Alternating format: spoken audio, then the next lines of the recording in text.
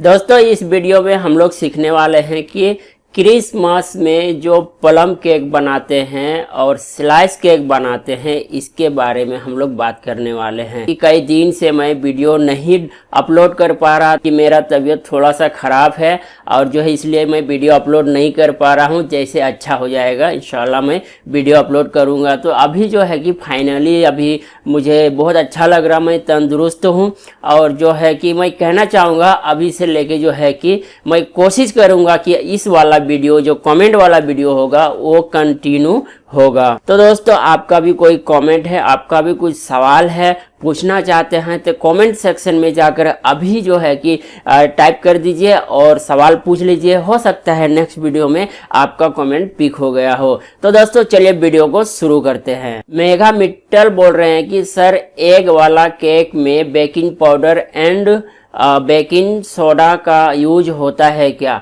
तो मैं कहना चाहूँगा बेकिंग पाउडर यूज होता है अंडा वाला केक के अंदर। अगर आप 1 किलो का मटेरियल बना रहे हैं, 1 किलो का मिश्रण कर रहे हैं तो आप उसमें 20 ग्राम बेकिंग पाउडर डाल सकते हैं।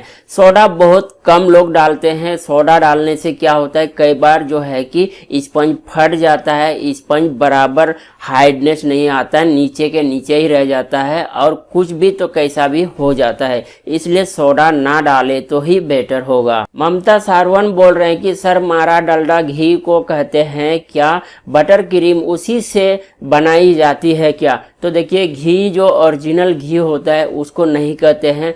मार्जरीन एक डलडा होता है जो है कि पहले दानादार आया करता था, उसको बॉईल करते थे, मेल्टेड करने के बाद फिर जो है कि उसको जमाते थे और आइस नीचे रख कर ऊपर से जमाते थे, फिर उसको खारी पॉप या बिस्किट के ऊपर यूज करते थे। लेकिन अभी कंपनी जो है कि डायरेक्टली जो है कि यूज करने के लिए रेडी किया है, उसको मार्जरीन घी बोलते हैं। बहुत सारी कंपनी है, लिली है, मार्बो है, मास्टर लाइन का है, ये बहुत सारे कंपनी है। तो घी को जो है कि डालडा नहीं कहते हैं, घी एक अलग चीज हो जाता है और मार्जरीन डालडा जो बेकरी लाइन में नॉर्मली भाषा में उसको घी कहते हैं। मेगा मेटल बोल रहे कि सर मेरा केक कट करने पर गीला लगता है, ब्रेड जैसा स्पंज का लुक नहीं आता है। तो देखिए मैं कहना चाहूँगा आपका जो है कि OTG से बेक कर रहे हैं या फिर माइक्रो ओवन है तो जो है कि उसका हीट बहुत ज़्यादा हो जाता होगा, अंदर जो है कि कच्चा रह जाता होगा। और दूसरी बात,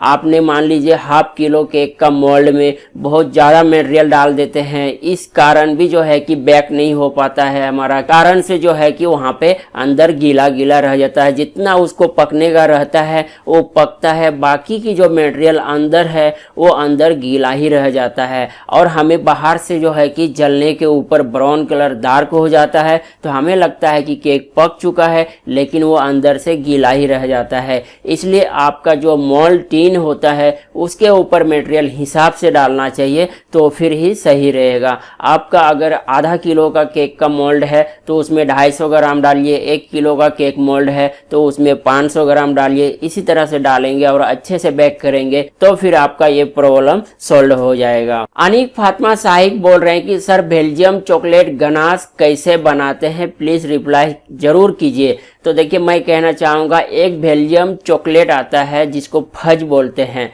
उस चॉकलेट में जो है कि आपको ट्रफल बनाना है या गनाश बनाते हैं हम लोग, जैसे ट्रफल बनाते हैं उसी तरह से उसको बनाना है। मान लीजिए 400 ग्राम हमने जो व्हिपिंग क्रीम को मेल्ट करते हैं, गरम करते हैं, उसके बाद जो है कि 400 ग्राम वही गनाश जो बेल्जियम चॉकलेट गनाश होता है उसी को हम ऐड करके और अच्छे से मेल्ट करेंगे तो वो बहुत ही अच्छा शाइनिंग भी होता है और उसका कलर ट्रफल से थोड़ा सा ब्राउन कलर का जो है कि ट्रफल वो बनता है। एक्चुअली में उसको फज कहते हैं या फिर बेल्जियम फज या फिर बेल्जियम गनाश, इस तरह से आप बना सकते हैं। टेबल बोल रहे कि सर आटा ब्रेड में ईस्ट कितना डालते हैं?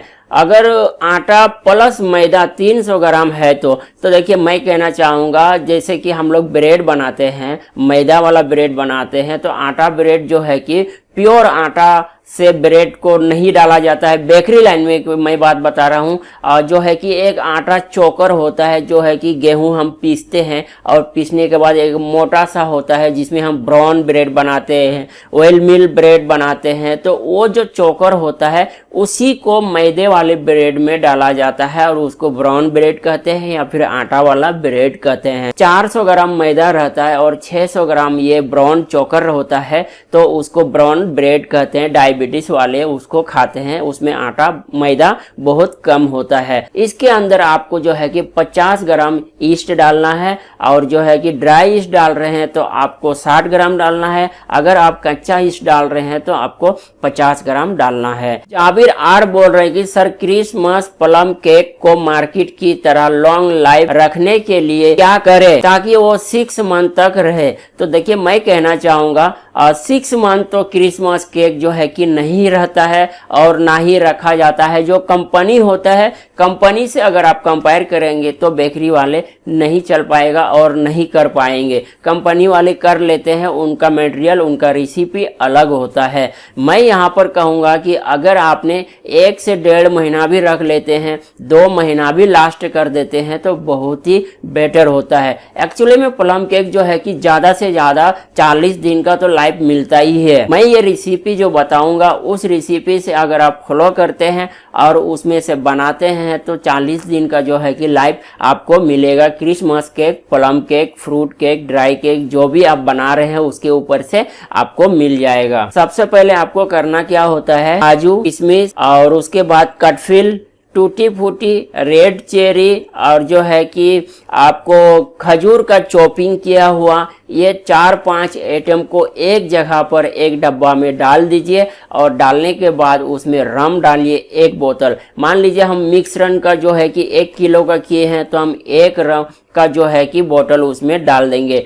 डाल देने के बाद उसको कम से कम जो है कि 2 महीना पहले वो सब करता है। इंडिया में अभी जो है कि सब कुछ ये सब रेडी हो चुका है। मान लीजिए अभी 2-3 महीना है क्रिसमस आने को, तो जो है कि अभी तक उसका मटेरियल बना के जिनके पास ज़्यादा जाता है, प्लम केक, स्लाइस केक ज़्यादा निकलता है, उन्होंने जो है कि अभी से ही वो काम करके रख दिया है। और जब क्रिसमस आने को 1 महीना बाकी रहेंगे तब जो है कि वो केक बनाना शुरू कर देंगे।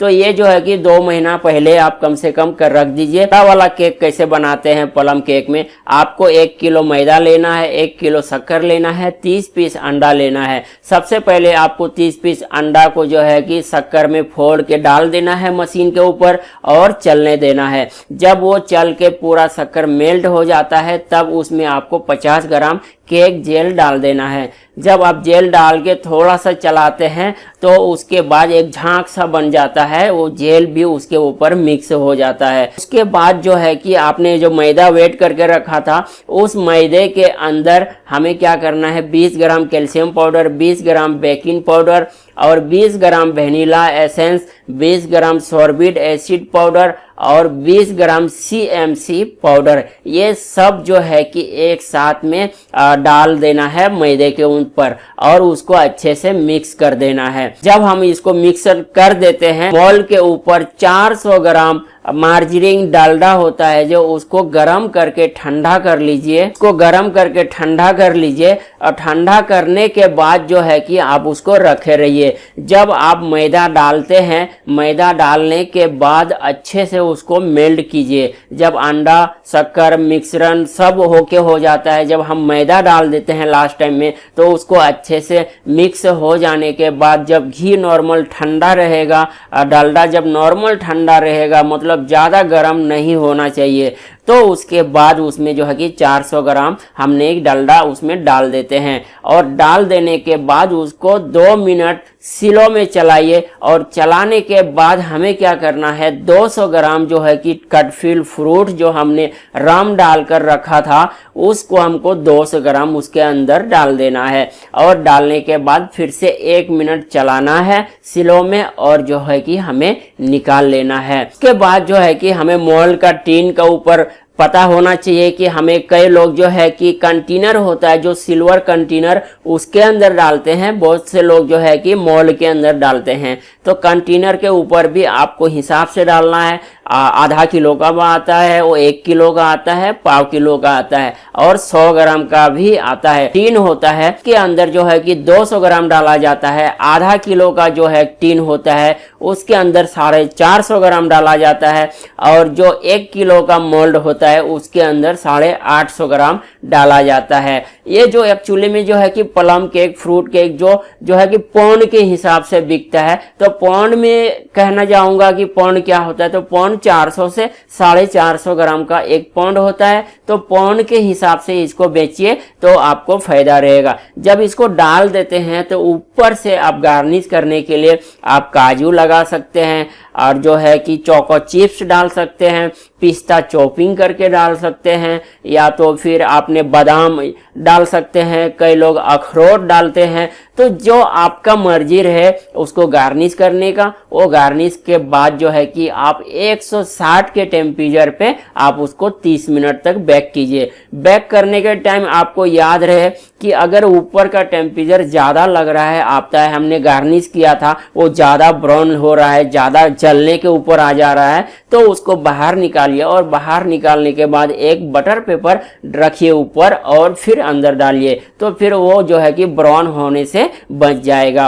उसके बाद जब आपका 30 मिनट कंप्लीट हो जाता है तब आप बाहर निकालिए। एक टूथपिक के मदद से आप उसको अंदर से निकालिए और बाहर, और देखिए कि अगर वो कच्चा है तो आपकी टूथपिक में चिपक जाएगा और कच्चा नहीं है, बेक हो गया है, तो फिर जो है कि नहीं चिपकेगा। इसी तरह से आप जो है कि क्रिसमस केक को बहुत ही फाइनली बना सकते हैं। और इसका लाइफ की मैं बात करूं तो कम से कम आप 40 दिन तक इसको रख सकते। तो दोस्तों मैं ये रेसिपी जो है कि आपको डिस्क्रिप्शन में दे दूंगा और रेसिपी को फॉलो कीजिए और जरूर बनाइएगा इस क्रिसमस में। और मेरे रेसिपी से कौन कौन बनाएंगे उन्होंने कमेंट जरूर कीजिएगा।